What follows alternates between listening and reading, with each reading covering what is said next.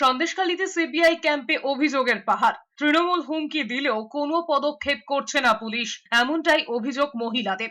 নির্যাতিতাদের আইনি সাহায্য দিতে সেখানে গিয়েছেন আইনজীবী প্রিয়াঙ্কা টিবরেওয়াল। সিবিআই সূত্রে খবর, সন্দেশখালী কাণ্ডের তদন্তে নেমে এখনো পর্যন্ত 900 অভিযোগ জমা পড়েছে তাদের কাছে। আমাদের নামে মিথ্যে কেস দেওয়া হচ্ছে, আমাদেরকে হুমকি দেওয়া হচ্ছে। টিএমসি গুন্ডা বাহিনীরা এখনো আমাদেরকে হুমকি দিচ্ছে, বলছে ভোটটা হয়ে যাক, তারপরে সব একটা করে তুলে তুলে মারবো, ঘর ছাড়া বাচ্চারা করবো।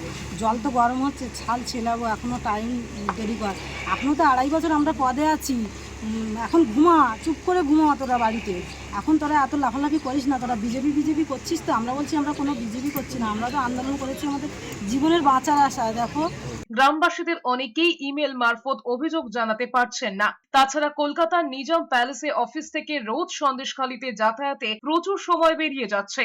এই পরিস্থিতিতে ধামাখালী স্টেট ব্যাংকের বিল্ডিং এই ক্যাম্প খুলেছে সিবিআই। আপাতত ওই ক্যাম্পে এক প্লেটুন সিআরপিএফ জওয়ান থাকছে। আজকে অভিযোগ যারা দুষ্কর্ম করছে তাদের জন্য তো এরা কমপ্লেন করবেই, কিন্তু এখানে আজকে পুলিশের এগেনস্টে যে অ্যালিগেশন আছে তারও পুলিশের এগেনস্টে কমপ্লেন করতে এরা এসেছে। হ্যাঁ, আমি সিবিআই অফিসারদের কাছে উপরে গিয়ে দেখেছি কি অলরেডি উপরে কমপ্লেন লেখা চলছে, অলরেডি ভিকটিমরা উপরে বসে আছে, তারা কমপ্লেন দিচ্ছে। এবার সিবিআই নিজের কাজ নিজেই জানে।